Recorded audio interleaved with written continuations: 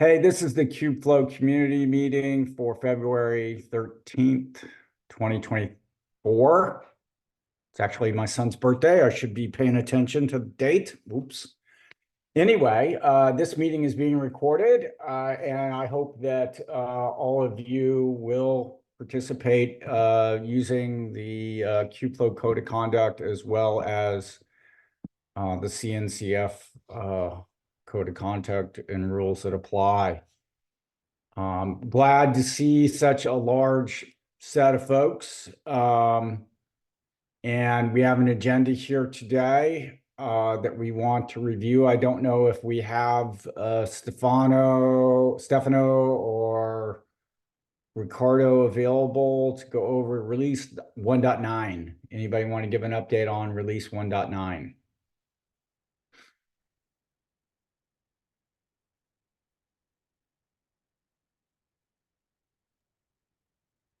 I know Ricardo is on a PTO today, Josh. I don't know if he's available. There's a holiday in Brazil today, so. Man, I want to go to Brazil. All right, what about Stefano is here. Stefano? Yeah. No, he's shy. Come on, Stefano, learn how to use the unmute. Hey, can you hear me now? We can hear you now. I had been talking for like 30 seconds and okay. So okay, so it's week 5 of the 1.9 release cycle. So we're in full development phase. So we don't have huge news. So a couple of highlights. There was the first model registry meeting last week, but I won't go too much into details because I think the model registry team will provide an update in a few minutes. But anyway, I think we'll have a more detailed issue outlining the model registry roadmap for this quarter very soon. So we'll have another meeting Monday next week. So probably by the time we have another community meeting, we'll have more details there. So we have it in the pull request to add the release roadmap to the public docs. So maybe Josh, if you want to take a look and merge that PR, we're just highlighting some of the main items we'll be delivering in this release. What else? Things are progressing overall. I think the only major concern at the moment is with notebooks in terms of fixes and improvements as far as notebooks 1.0 is concerned. I know design and architecture is progressing on notebooks 2.0, but I think we still don't have contributors and people stepping up to help on some of the notebooks 1.0 issues that have been highlighted both for 1.8.1 and for 1.9. So if there's someone in the community who wants to step up and help, I think there's some space to help the working group fixing some of the issues and building a few important features for Notebook 1.0. And that's pretty much it for this week.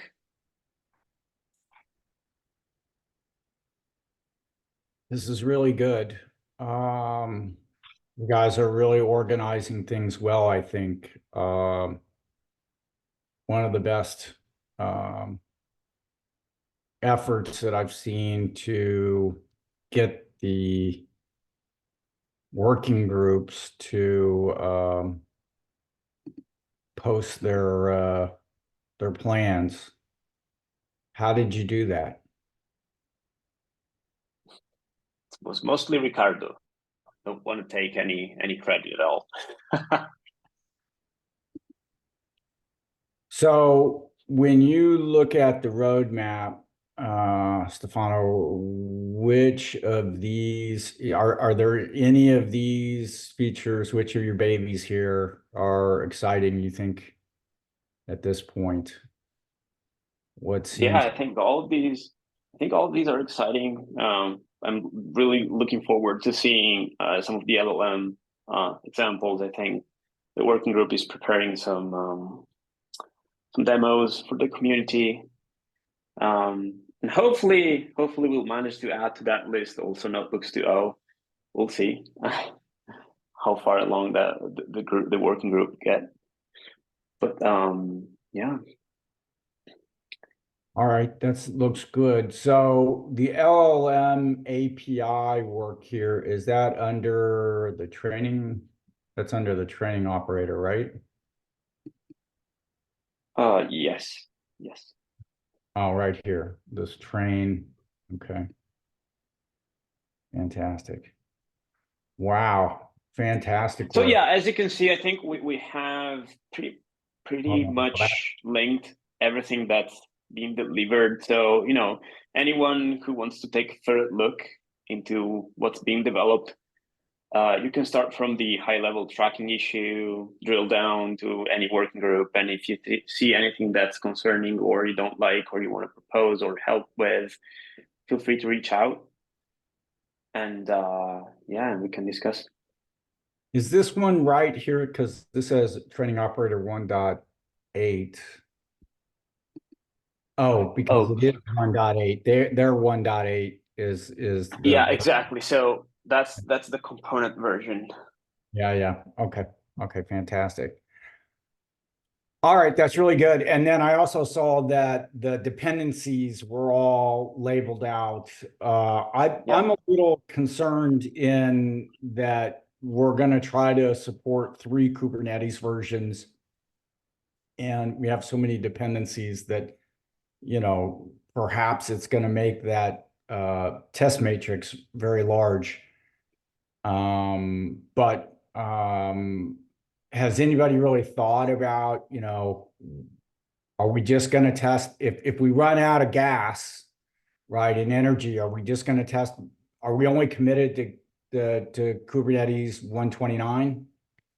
Yeah, like our primary goal is to test 129, and I think we haven't had that extended and thorough discussion about the full-blown test matrix, exactly because of that. Now that almost all the working groups have a pretty solid plan, we can start also discussing the actual feasibility around expanding that matrix. That's great. That's great. And I thought that the PR for the roadmap looked good. I will approve that and send it along. So Thank you. all right, good. Any updates on 1.8.1?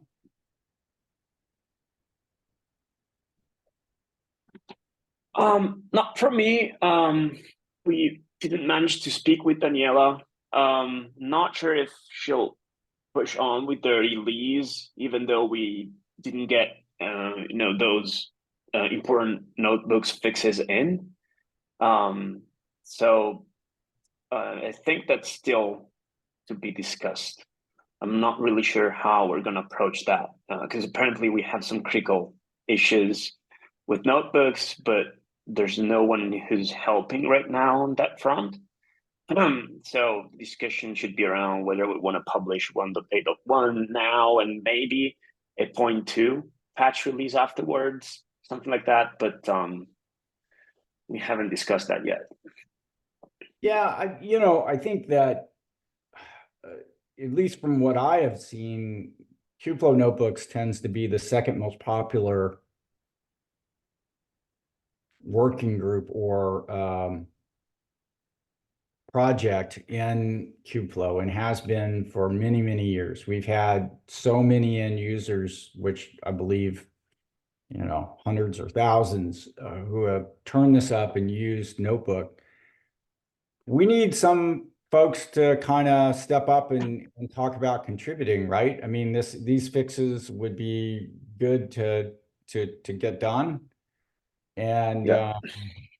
you know, we've had the working group working on their current work, the patches for last releases, other type of stuff. We need some folks to kind of perhaps think about what open source really means. I think we are a bit short on reviewers. I think we have 200 open PRs in Kubeflow/Kubeflow. And I think Matthew and Kimonos, they are also busy with some other more important stuff. And I think we are missing also reviewers because we would first need to get down these 200 PRs. So Yeah, I think to your point, yes. At the same time, we have I think 2 or 3 open issues that need to be addressed. You know, that need a little bit of coding and looking into those bugs. I think Matthew said he would be willing to review as long as someone takes ownership of actually you know, writing the code and testing. So to your point, yes, we need reviewers, but also contributors as well. I mean, hopefully we get Summer by Google Summer of Code. I put this in as one task to get down the PRs and issues there in Kubeflow/Kubeflow. all right. Well, I think folks heard our request here. When is the next notebooks meeting? I think there was one last week, and there'll be another one in the morning coming Yeah, it's up. on Thursday. Yeah, it's 2 days, same Right. time as Oh, Andre, go ahead. Yeah, just on this point quickly. So yeah, like we 3 weeks ago had a discussion with Andrea, like eventually how to, you know, like onboard new people and, you know, like find more contributors. So I can share the recordings and what we kind of like discussed there. But basically, the main idea was Kubeflow is like a very complicated project, and every, you know, person can find something you contributed, like whether you are a data scientist, ML engineer, DevOps engineer, you know, technical writer, project manager. So I guess the thing is like it's kind of like affect all the working groups, and you know, like we kind of like identify a few kind of action items we can do to improve this process. Specifically, like, you know, speaking about user stories, speaking about like how we can guide new people to specific components. So if you want to be involved, maybe you can reach out to me, and I also will share the doc with you, because we will start just with Automl, but I think it will affect also notebooks or pipelines or, you know, serving, like literally all the components of Kubeflow, because we need to have a clear story how to, you know, guide people or which part Kubeflow they can be part of, right? Because every component actually, for example, if you take, for example, Katib, right? You can be UI engineer, you can work in the Katib UI. You can be like in data scientist working on suggestions like algorithms, or you can be like maybe a Kubernetes engineer working on the controllers. Like same apply for notebooks. So yeah, I just would say, I think we just need to start this story again around, you know, user stories and improving the contributor guidelines for new folks in the community. Yeah, and you know, I mean, scolding people probably isn't the way to do it, guilting them, whatever. That's probably my de facto, but maybe I'm old and cranky. The piece that I would like to just see is, you know, we want the you know, system to get better. Lots of people have contributed if you've received benefits from it. We have people that'll help you get involved, right? And the notebooks team in particular does need some help at this point. All right, thanks, Andre. Steering committee updates. Is you on here?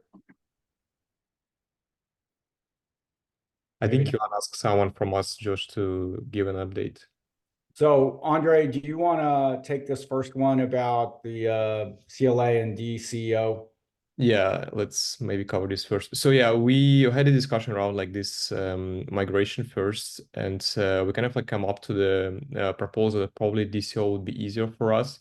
But I just like want to have, first of all, it's like much easier to, you know, like to sign it, and also it's it doesn't have any obligations on you.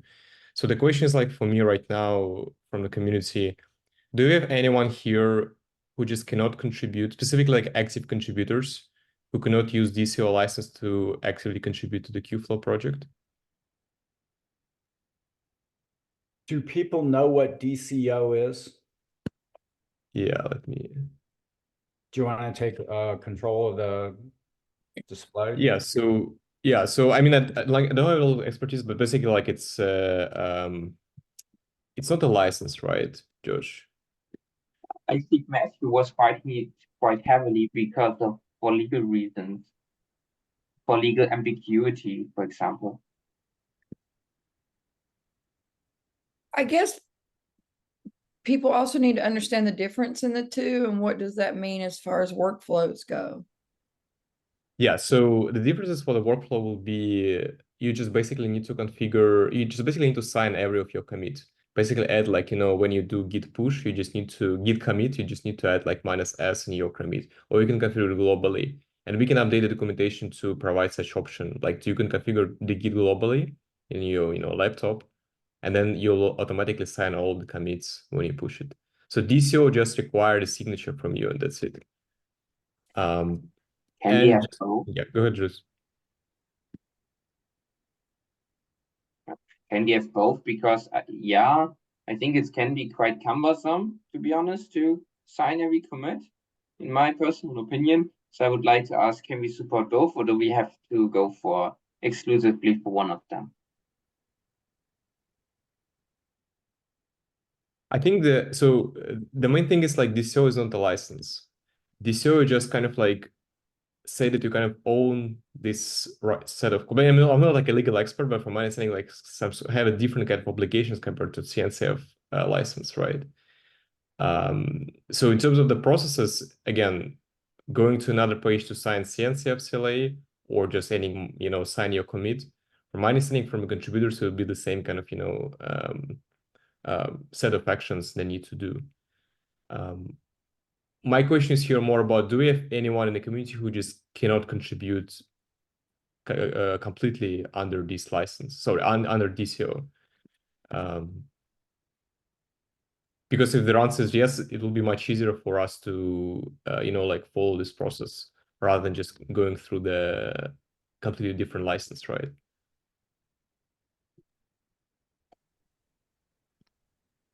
Yeah, I think where we're at is there is no perfect answer. We've discussed it in the steering committee. We went back and forth. We finally decided on DCO. We want to ask the community, does DCO, we understand it's an extra step on every commit, but we also understand that it should be able to be somewhat automated to where it's not too cumbersome. And we want to know if someone will be completely blocked if we use DCO, whether CLA. I don't think anybody will be blocked. I think they'll just be annoyed probably for a little bit until they get used to it. But we want to make this decision and move on, right? We want to communicate it and get it done. It's important for other folks, other teams that have been held from contributing to Kubeflow. We have to make this decision, right? We have to implement this and move away from the Google CLA. So within 2 weeks, this is going to happen. I would say probably within a week, this is going to happen unless people raise up and say, we really can't use DCO. So I hope everyone understands that. I think you just have to get along with Matthew because he's contributing quite some stuff, and he said yes, he's not able to contribute using DCO. Yeah. Except for him, I don't know anyone. Right. I understand. We'll have to take that one and have a conversation with Matthew. All right, let's talk about the technical oversight committee. Andre, once again, was it you or was it Yuan that said that they were going to put together kind of a list of? Yeah, just before we move on, just the last things. Other than Mike, do we have anyone else here who has strong disagreement with DCO? Just for us to understand.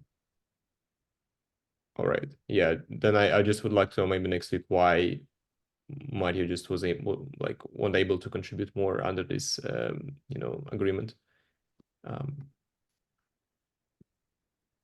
All right.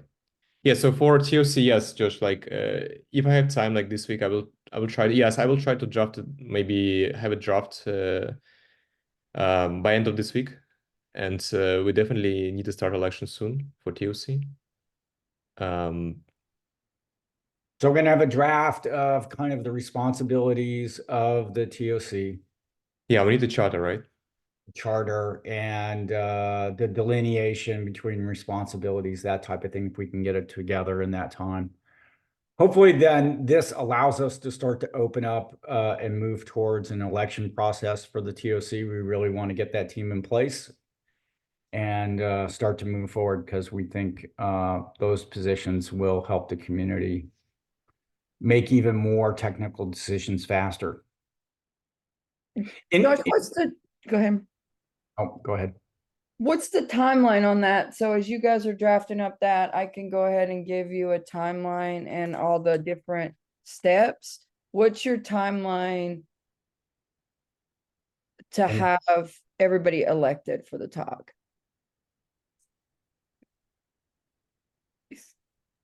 I think if yeah, Go go ahead. ahead.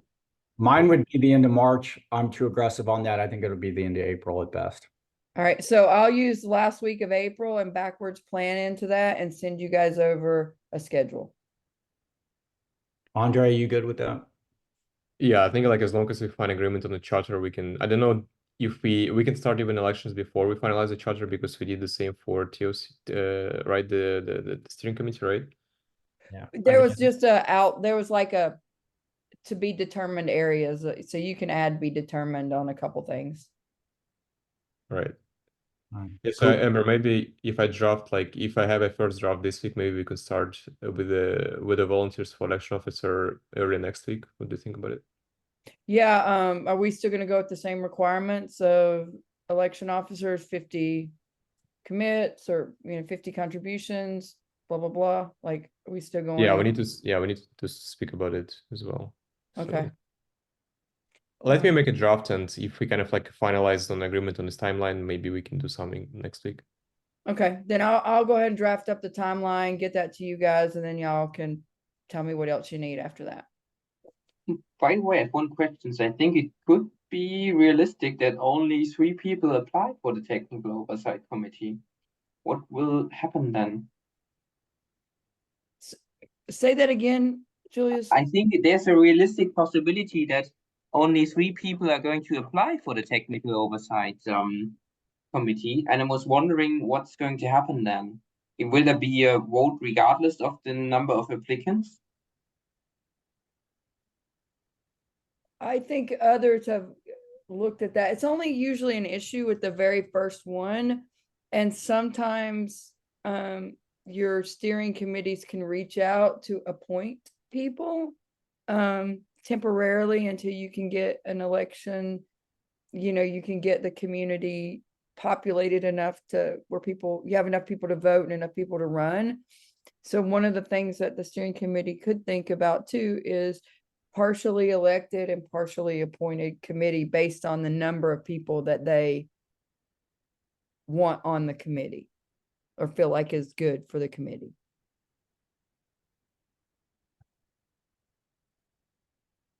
The first time you do any of these, it's always kind of not smooth and full of, unpleasantries or awkwardness or whatever, because we are just starting out. So Josh, have you guys thought about that? Hand wave. It'll all work out. Okay. I think it's a valid point, Julius. I think the first thing might be not ideal for us as a community, but I think it's even to go through all the steps would be great to to show the whole community we're kind of evolving, right? Because all these things we're doing right now is completely new for the whole community, right? And even if only 3 people will be will try to we'll try to go to we'll run through steering technical oversight committee. I think that will be fine. But at the same time, people who right now on the steering committee also could be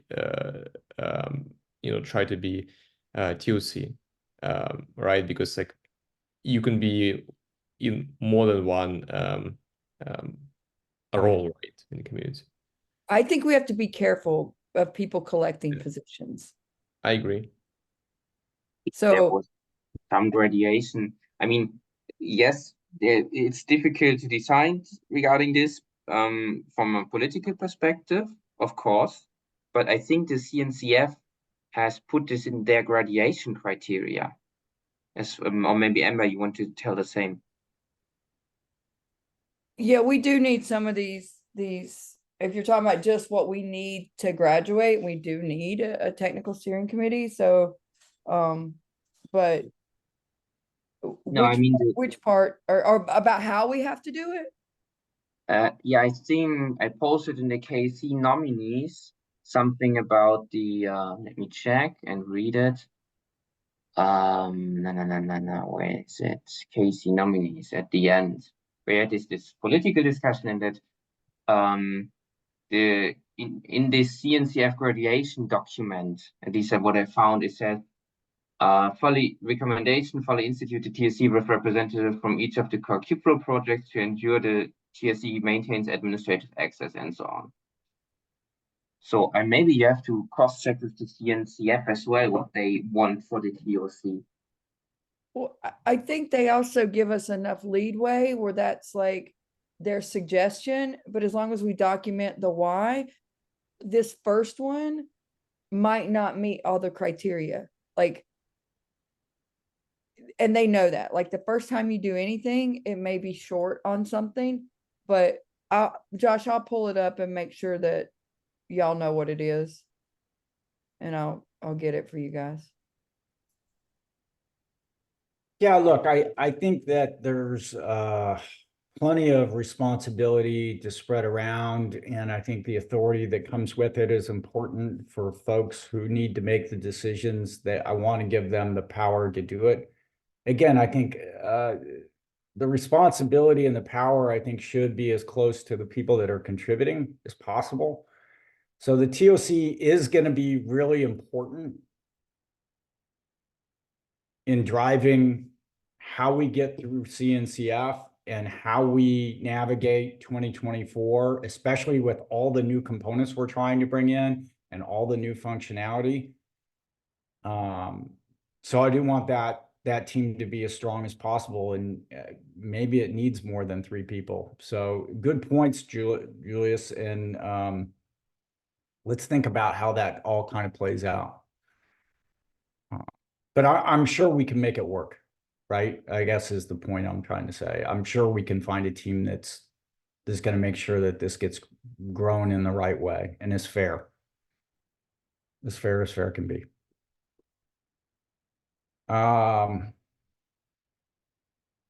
Okay, so next week or in 2 weeks, we'll see kind of that draft of the TOC responsibilities or charter. Andre, we'll go with that, and we'll kind of push this forward that way, right? Yeah, Right. that's correct. Okay, cool. Summer code. Ramesh, you got all this working out, and then I saw there were some adaptations on the number of hours. That seemed like a important change, but looked like you had it under control. Yes, Josh, I think we are good with the application. I submitted the application. There are 10 different projects as proposals. If we want to make any changes to proposals, we can still do that because students is going to be coming and taking a look at that pretty soon. The guidance for me right now is they will let us know by February 20th whether we are accepted or not.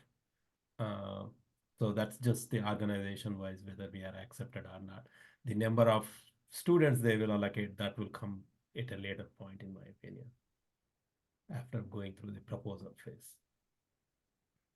But right now we are in a good shape, right? Good deal. Good deal. Okay. And do we have anybody from Google here that knows anything about the summer code? No? Okay. Maybe we can see if they can give us some inside scoop. Kubeflow Summit. Yes. 19th, half a day. The agenda should be out, or the schedule should be out, with the list of the talks. Red Hat's gonna be one of our, I think they're a diamond sponsor, so they're gonna be keynoting. We've got, I think Canonical's also sponsoring, and, the project is sponsoring, the recordings. So it'll be our logo on the recordings. So that's been taken care of as well.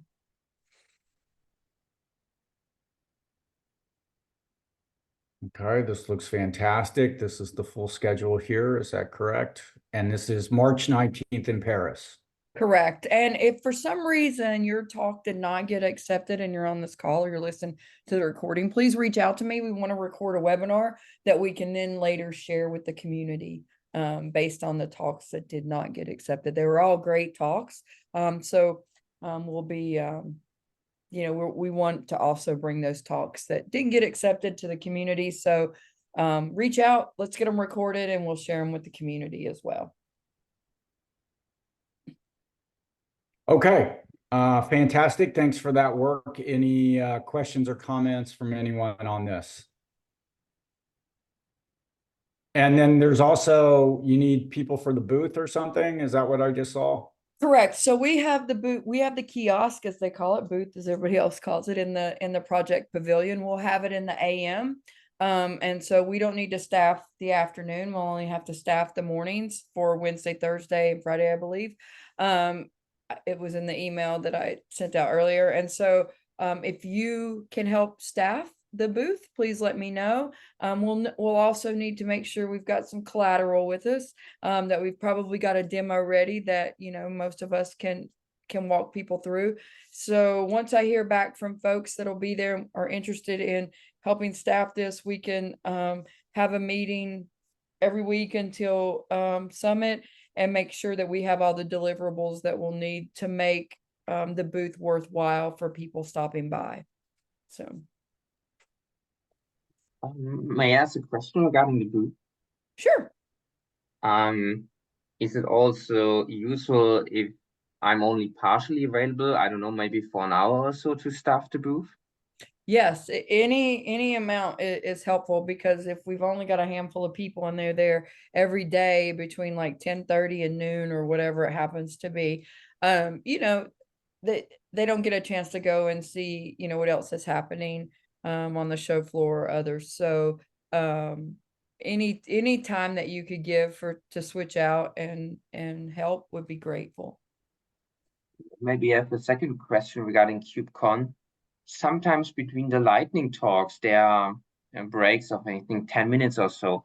Are these lightning talks really on tight schedules, such that you really have to put the introduction, ending slide, fit everything within 5 minutes? Or are these 5 or 10 minutes around the lightning talks used for, overtime on the talk or something like that?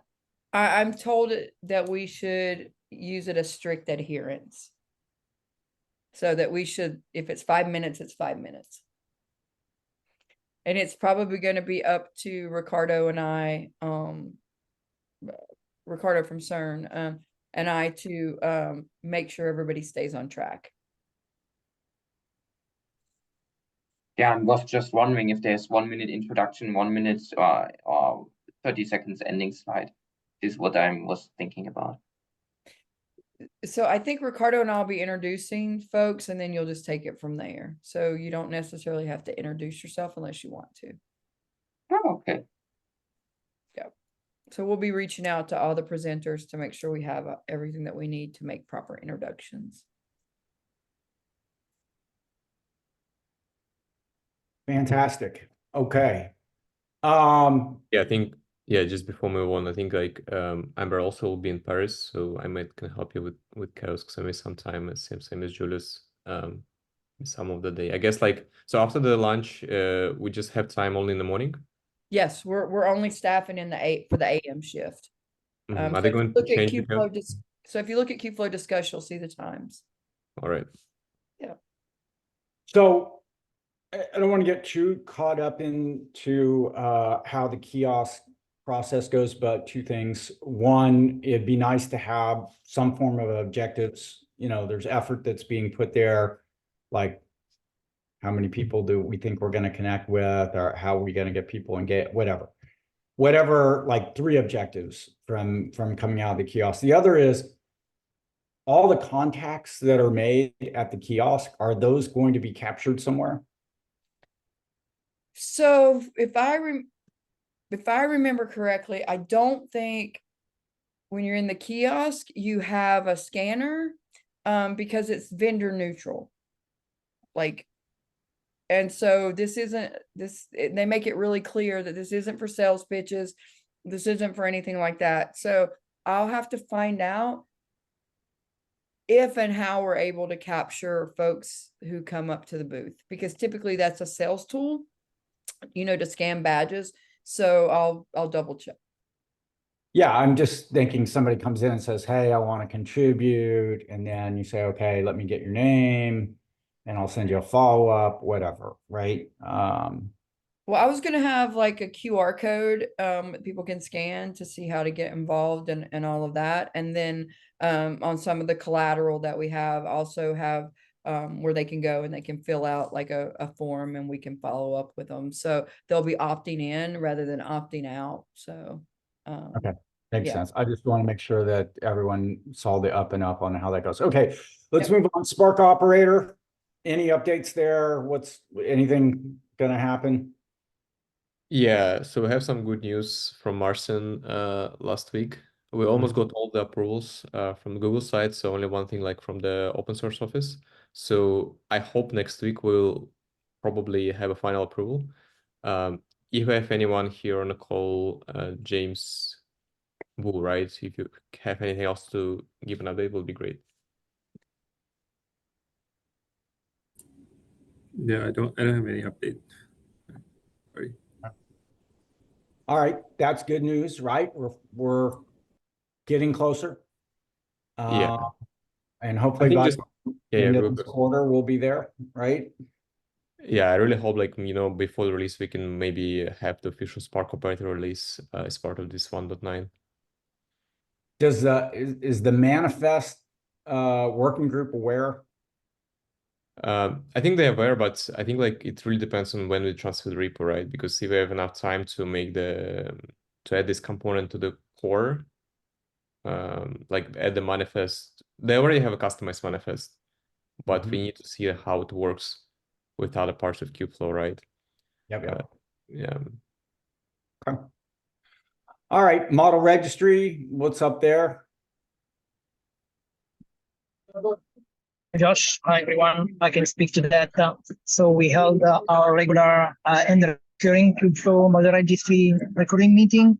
I use this venue just for an update because we are going to move. We are moving this meeting on Monday, just after the Kubeflow release meeting. Simply because we noticed that there is a conflict in agenda times. So we're starting with this other tentative place on Monday, just after the Kubeflow release recurring release meeting.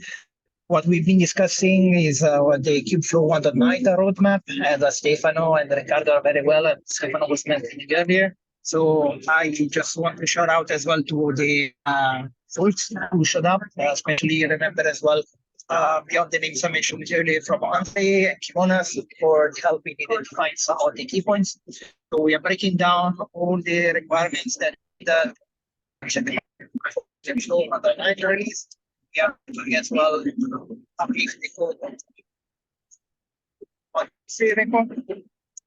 And another point that I noted down from the meeting last time is that as soon as sort of like the possibilities there, like there's a Slack channel, so that every other regulated conversation can be appropriate, like possible. And that's about it. Thank you. At least for me, Matteo, you're breaking up a little bit. I don't know. Yeah, for me too. Yeah, maybe I can reiterate some of the things. So there, Josh. So we had, one thing is we moved the recurring meeting from which was slated on a Wednesdays to Monday because there was a conflict. So the first one in that series would be starting next Monday after the Kubeflow release planning meeting. We worked, we also had a very successful first community meeting. There was some talk towards the Kubeflow 1.9, what's the release there. There are a few more topics we are discussing on that one in finalizing. So there were lots of participation from the community members. So that was very encouraging. So we hope to tie that one hopefully in the next week or so in terms of the features towards 1.9. And we also started a code, a code donation from the Red Hat side from the into the model registry as per what we have worked so far. It's sitting in a PR merge commit. So the team is looking at how making sure that there is consensus in moving that. And then once that's there, then they will go after, whitewashing and shaping into a Kubeflow deliverable towards 1.9. There was one question we have is we don't have a good established communication channel in the Kubeflow community because our data working group Slack channel was not there, and since we are in a midst of CNCF Slack versus Kubeflow Slack, we kind of we don't mind having a Kubeflow Slack for the interim, but if there is some guidance we can get in terms of how we can get a Slack channel so that we can get community involved a little bit more, that would be great. Any suggestions from anybody on that? What do you want it called, the Slack channel? Just model registry, Kubeflow model registry. Okay. Yeah, I think so. Just a couple of things. So Ramesh, yes, we discussed this like during the steering committee call, like the new Slack channels. So the one thing that we need to like answer while we're going to migrate to CNCF, like, do we want to have working group specific channels or component specific channels, right? Because the problem is like, I think Mati was advocating that probably we should have component specific channels to, like guide people in which channels they, for example, if they're using like pipelines, right? They need to go directly to Kubeflow pipelines channel, or maybe they're using like model registry. They need to go directly to model registry. But on the other hand, how we can deal with the components such as maintain under the notebooks working group, right? Like KFM or like profile controller. Like, do we need a separate channel for this kind of components? So the question is like, what kind of like channels we're gonna have on this CNCF Slack, and what will be easier for users to track to discuss different topics, right? I guess, yeah. For me, it feels like it's having a component level ones are provides more clarity for the whoever is the end user is coming in, because they may be having an issue or a suggestion or a comment based on something. It may be sometimes it's a low barrier to entry in my mind.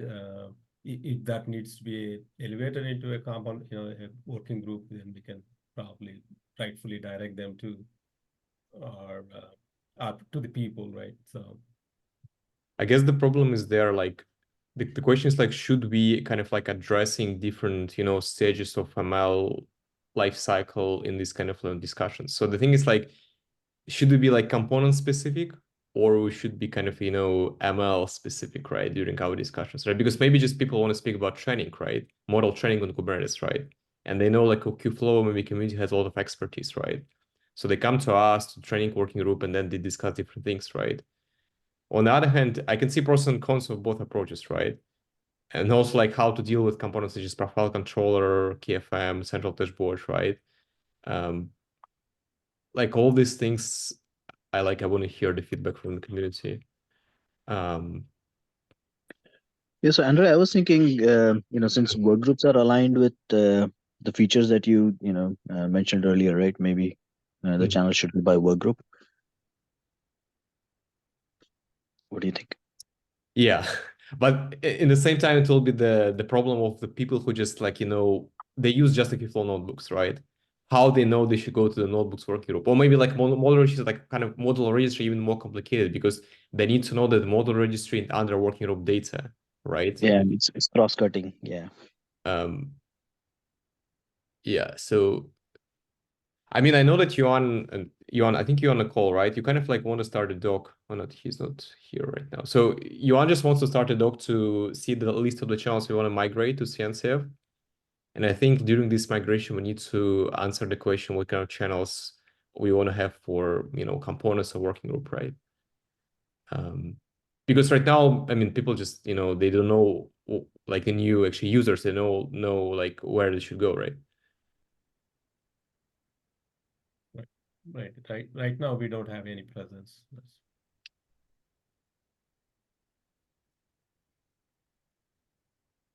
My kind of take on a lot of this, and if we go back up to the top, I'm going to give you all a headache because I'm going to move fast.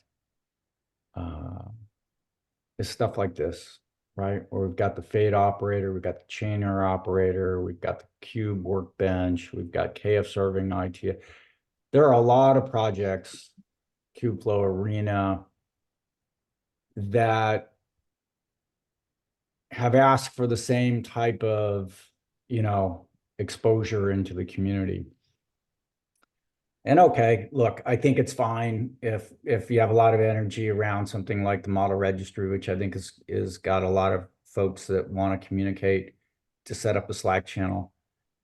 The piece that I'm concerned about is when the energy dies down and then people aren't responding on Slack and we don't have coverage on it. The second part is, if we're going to start a new Slack channel, I'd rather see new starts go on the CNCF if possible.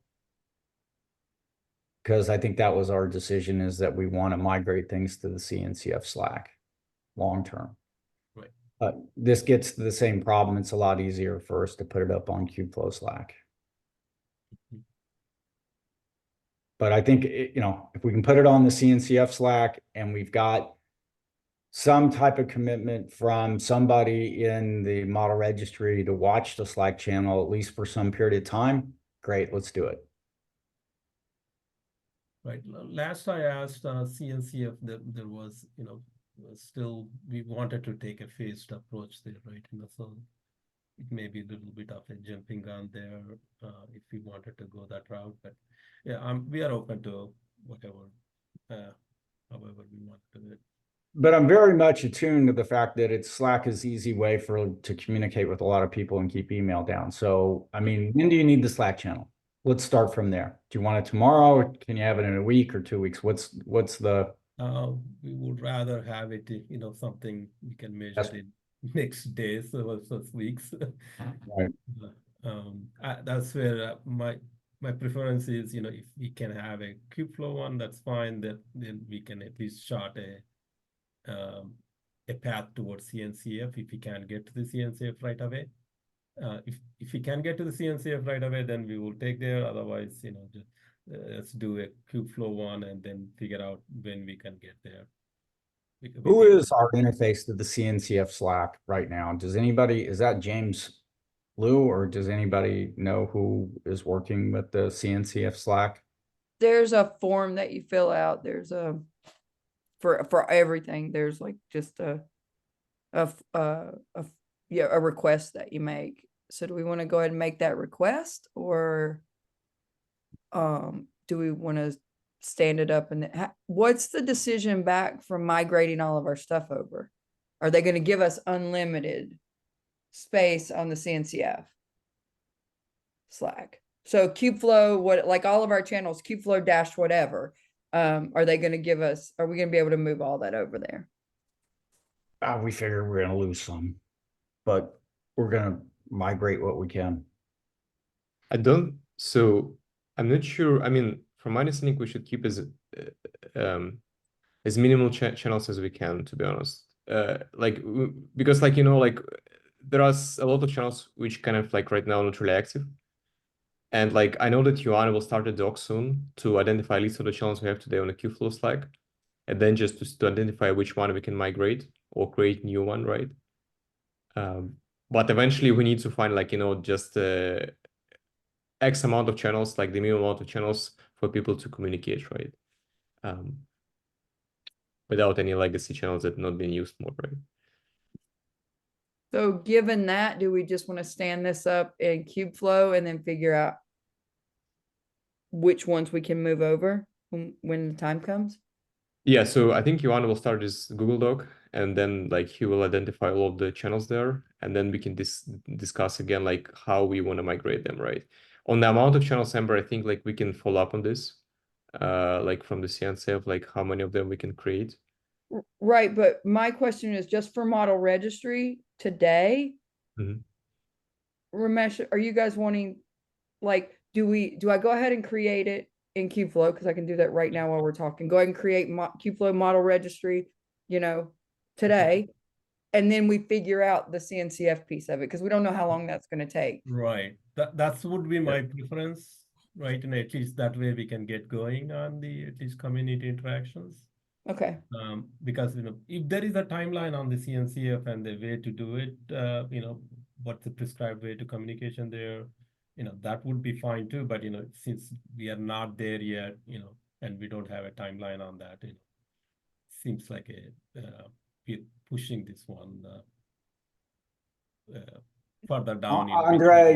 Andre and James I'm okay with that if that process. Yeah, it's a good point. Yes, Amber, it's a good point. Let's do this, I think. James, Okay. Then I'm going to create the channel now then. Okay, thank you. I don't want to stand in the way of moving things forward. All right. Do we want, we don't have a lot of time left here, Andre. We have working group data formation, the new auto ML training working group meeting time. What do you want to cover here? Yeah, maybe just cover quickly. So please again, like I just add the link for the pool for our new time for training working group and auto working group meeting time. You will have like 1 more week to let us know your preferable time to join our meetings. So for the working group data, I still like waiting for more feedback from the community, and I just added some of the comments there a couple of weeks ago. But I think we need to formate this working group relatively soon, since the Spark operator will be transferred soon to the Kubeflow GitHub org. For the thing around site, so this is just a reminder for everyone else, like even if you have like write access to the repo, I would suggest you just to rely on site to merge your PRs. Then we can keep our history clean without the merge commits or rebase commits, right? So Tide is basically CI/CD, which will automatically merge your PR when you have approve an LGTM label on your PRs, right? If if you have write access, you can even like add this label to speed up the process of merging the PRs. Yeah, and for Kubo distribution, I think Alex, if you're still on the call, we have just 2 more minutes, but do you want to add anything else on you, or I think we need to review it, right? Yeah, I'm still on the call. Yeah, just checking with you guys to see if you need anything from me. I added as requested, and I provided documentation, just checking to see if there's anything missing.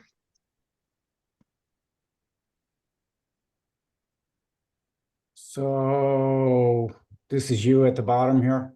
Yeah, exactly. And the cool part is, I think, as far as I know, for distribution, able to run with GPU support from NVIDIA in Linux and Windows with Kubo Community Edition. So this is cool. People get to try Kubeflow with great performance in their laptops if you have a NVIDIA GPU or not.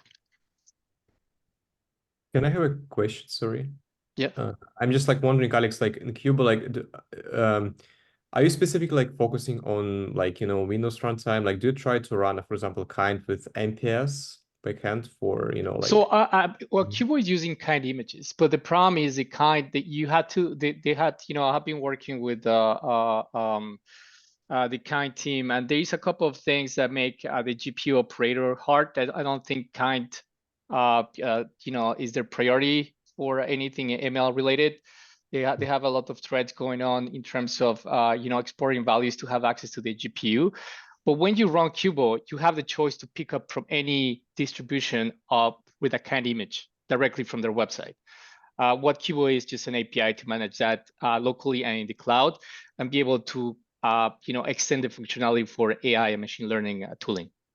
Because the thing is, like, when I'm asking, like, I know that kind wasn't like you can run like kind of ARM-based Macs, but the problem is like you still like go through virtualization process, right? It's not like native utilizing the ARM architecture, right? Which means like I'm not sure if you can run your distributed chaining on MPS, like I mean Mac using MPS backend, right, rather than just CUDA, right? That's a good point. So because of exactly what you said, I said, I want to do in Linux. Linux works perfectly, right? Because you have direct when we're running Docker in Docker, you have direct access to everything, right? Including the GPU. Now Windows with WSL2, you have what they call like a direct pass through to a GPU, and that works only for the GPU portion. And performance is great even with 1.7, 1.8 because you don't add any other virtualization layer apart from WSL. Now Mac, with Mac coming with the new ARM CPUs, that's become a tougher one, unless you have an Intel Mac, because like you said, you had to do the translation into ARM. So right now for me, it's hard for me to provide a distro for Mac because of exact that reason. Because the thing is, like, I mean, if you can solve this issue, it'll be a huge benefit for all the users. Because, like, for example, recently, MLX library was released from Apple, which specifically designed to run, machine learning on Mac chips. And I think it's like similar to in the PyTorch, right? They also have a capability to run, ML libraries on MPS, right? Mm-hmm. So with capabilities of clustering from Kubernetes and like these kind of like NPS based backends ML libraries, like we can configure Kubeflow to run on local machines using like ARM GPUs, Mac GPUs, right? Which also will be huge improvement for many users, right? Yeah. So what I was thinking to do, I had to recompile Kubo to the Docker container itself, that is the manager, into an ARM. That was my next project, but like you said, it has to be native to ARM. That's the way to go. So you don't have any virtualization layer in between. For now, this took a while. Even the GPU operator is super new. I'm using a PR I did with NVIDIA to be able to make it work. But I have a repo that I think this week they're going to release the PR. For Windows and Linux is working. My next project is ARM in the way you describe it, right? But it's a lot of changes for me to be able to do it. But it's in the roadmap for sure. So I have a request. I'm willing to approve this, or excuse me, give my LGTM. I'm not the final approval, but one thing I would like to see is if you could give me or anyone that's interested, perhaps a demo, or if you have a recorded demo where you could just walk through showing us you have it running in your Kubo distribution. Do you have a recorded version of a demo that's 5 or 10 minutes long? 100%. It's 7 minutes. We are working on the production version. Probably I have it this week. But even I can show you a live demo, or I can give you access to the cloud to run it yourself. I have something called Kubot, which is basically a Kubot typing machine, typing commands in real time, from the creation to the cluster, deploying Kubeflow, NVIDIA GPU operator, you access to the UI, the full thing. All you have to do is click enter, enter, enter, and you can run it yourself without any effort. So that's the goal, to make it that easy. I want people to make sure everything that is the goal of Kubo is making everything available so easy for users so they can use the application. So this Kubo thing is basically typing for you all the commands you can see on the screen, typing one by one in real commands for you, and I can either run the demo for you or you can wait for the video this week. I'm glad to wait for the video because it sounds like that's going to be reusable for other people.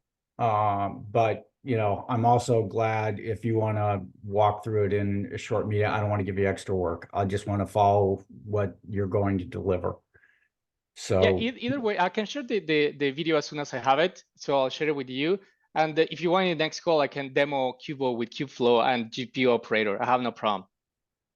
If you can do it in under 7 minutes. 7 minutes, yeah. We'll give you the time. I think it's worth it to see it. And also, I think it'll solidify the fact that you belong on the website.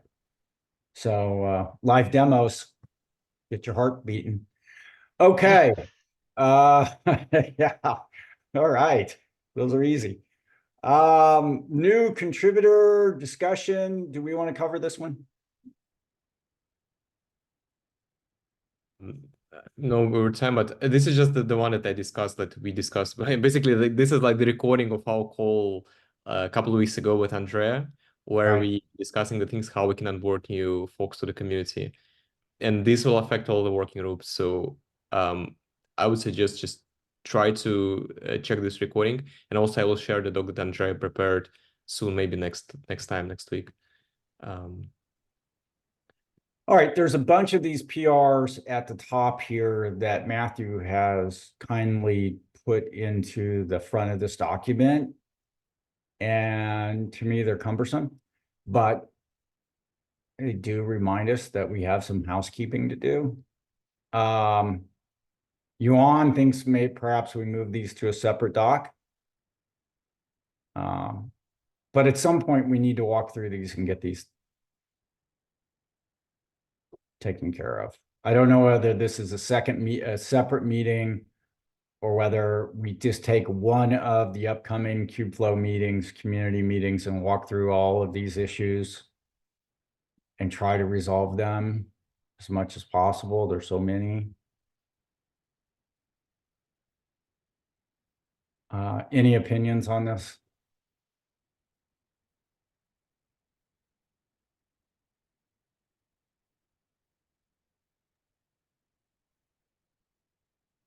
Yeah, I think we need to allocate some time to finalize at least like the archiving the repos, and we have some days there, at least from Arena team. And the one that we just didn't have a chance to archive, right? I think the website PRs mostly comes from Matthew, right? So we need probably his presence to discuss it. Right. So maybe we ask Matthew perhaps to walk us through these, and we just try to make decisions. Some of these have been open and we've asked people to make decisions on this type of stuff. I mean, even the arena here, this may even need to go to, if we don't hear from the arena team, we need to figure out what's going on, because they've been around a long time. But what are they? Right? No, actually, sorry, Josh. Like Jono, I think he was able to reach out to these folks, and they said that they want to be part of the community, and I think they're planning to join some of the community meetings to give an update. But Jono maybe have more information here.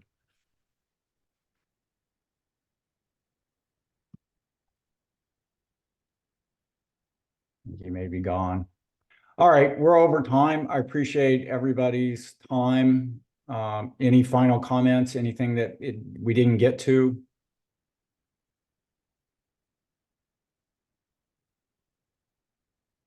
Okay. Hopefully this helped folks move some things forward. Thanks everybody for their participation, and we'll see you next week. Thank Thank you. you. Bye.